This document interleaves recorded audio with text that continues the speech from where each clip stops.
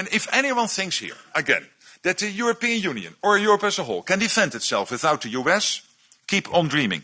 But for Europe, if you really want to go it alone, and those of you who are pleading for that, forget that you can ever get there with 5%. It will be 10%. Then in that scenario, you would lose the ultimate guarantor of our freedom, which is the US nuclear umbrella. Good luck. One work stream will be to see how best collectively we can prevent the Russians and the Chinese getting more access to the Arctic region, becoming also military, more of a adversary there, how to prevent that, also from them gaining access to the economy here and there, and that's one work stream. As we all know, we are now coming up to the 4th tragic anniversary, and it forces the Russians to more and more protect the Shadow Fleet, which of course poses a cost on them. In the meantime, as these discussions to secure a long and lasting peace, my relationship with the president, hey, listen, if somebody is doing good stuff, and President Trump is doing a lot of good stuff, I believe. I know I'm irritating a lot of you again, but I think so. Because, as I said also in Davos, the 2% reached by all NATO countries now at the end of 2025 would never, ever, ever have happened without Trump. Do you really think that Spain and Italy and Belgium and Canada would have decided to move from 1.5 to 2%? Italy spending 10 billion more now on defense at the beginning of the year without President Trump? No way, it would not have happened. And do you really think that in The Hague we would have come to the 5% commitment without President Trump? No way. It's great to see you both again, but also to see all of you again. So when President Trump is doing good stuff, I will praise him. And I don't mind him publishing text messages. And if anyone thinks here, again, that the European Union or Europe as a whole can defend itself without the US, keep on dreaming. For the US to stay safe, and by the way, Arctic region is evidence here, they need a secure Arctic, they need a secure Euro-Atlantic, and they also need to secure Europe. So the US has every interest in NATO as much as Canada and the European NATO allies. But for Europe, if you really want to go it alone, and those of you who are pleading for that, forget that you can ever get there with 5%. It will be 10%. You have to build up your own nuclear capability. That costs billions and billions of euros. You will lose then, in that scenario, you would lose the ultimate guarantor of our freedom, which is the US nuclear umbrella. Good luck. And then after the war, which we won it big. Without us, right now you'd all be speaking German and a little Japanese, perhaps. After the war, we gave Greenland back to Denmark. How stupid were we to do that? But we did it. But we gave it back. But how ungrateful are they now? We want strong allies, not seriously weakened ones. We want Europe to be strong. Ultimately, these are matters of national security, and perhaps no current issue makes the situation more clear than what's currently going on with Greenland. Would you like me to say a few words of Greenland? I was going to leave it out of the speech, but I think I would have been reviewed very negatively. I have tremendous respect for both the people of Greenland and the people of Denmark, tremendous respect. But every NATO ally has an obligation to be able to defend their own territory. And the fact is, no nation or group of nations is in any position to be able to secure Greenland other than the United States.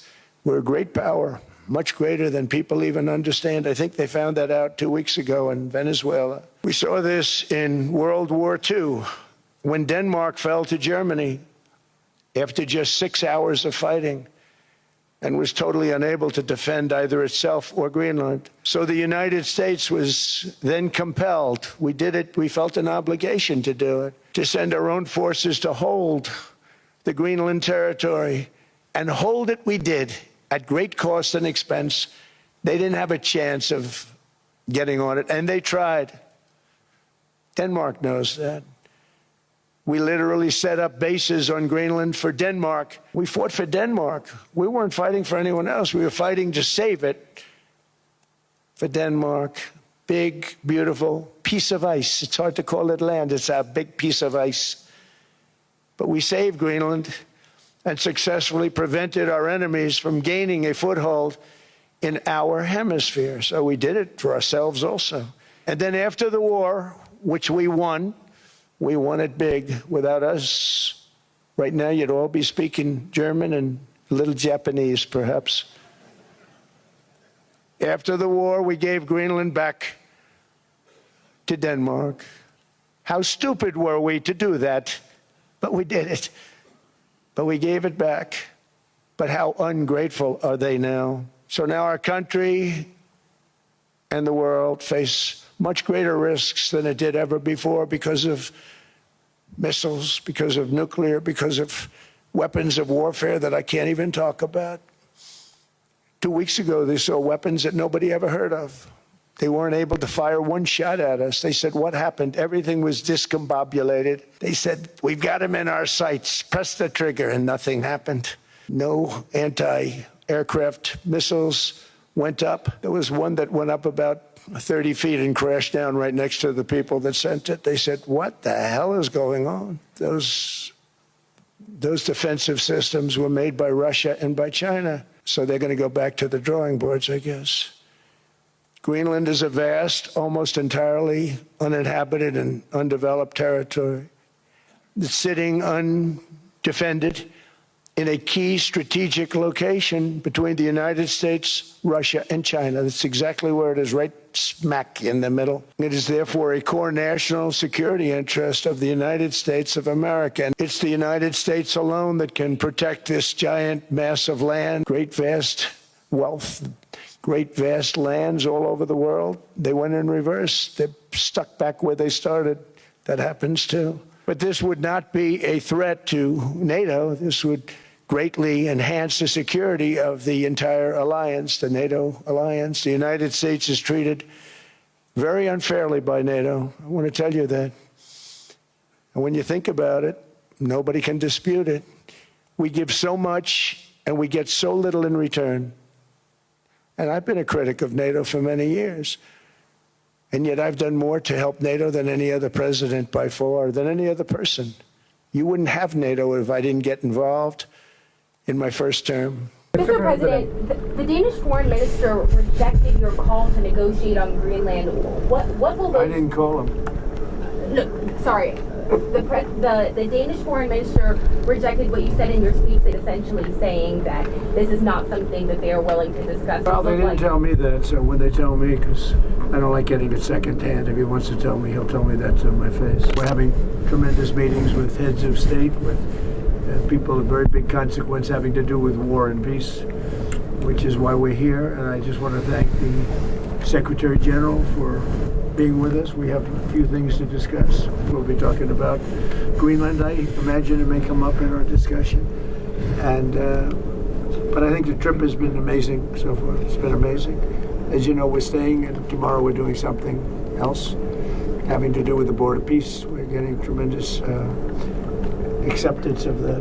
Basically getting the Europeans and Canada to really step up, and that led to the enormous success we had in The Hague with the 5%, which is crucial to defend ourselves and to also equalize with what the US is paying. This was a problem already there since Eisenhower.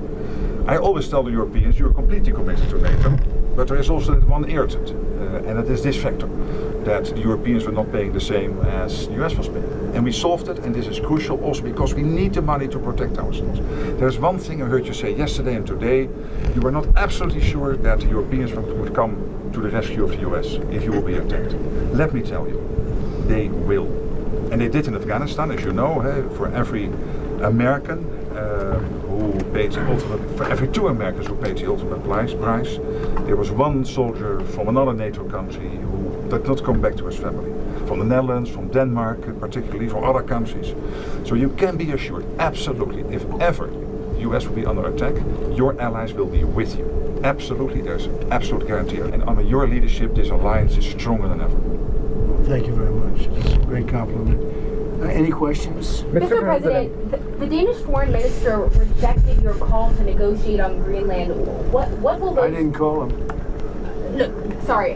The Danish foreign minister rejected what you said in your speech, essentially saying that this is not something that they are willing to discuss. So what will those negotiations Well, they look didn't like? tell me that, so when they tell me, because I don't like getting it secondhand. If he wants to tell me, he'll tell me that to my face. And when will you be discussing this? I have no idea. Mr. President, when you said you would remember if Denmark did not agree to a deal on Greenland. What did you mean? What are the consequences? You'll have to figure that out for yourself. You're a smart guy. Mr. President, do you see a price for Greenland that's reasonable? I could see that, yeah. But there's a bigger price, and that's the price of safety and security and national security and international security having to do with many of your countries. Mm-hmm. That's really the price, and that's the big price. And as you know, we're doing the Golden Dome. It's going to be very expensive. And it's better if we have Greenland than it is without. It's going to be safer, it's going to be stronger, it's going to be better for Europe, and it's going to be better for us. And so we'll see what happens. Well, I hope that that's true. I mean, he's a good man. He's never lied to me before. You know, I just, you know, when I see what's happening with Greenland, I wonder, because I want Greenland for security. I don't want it for anything else.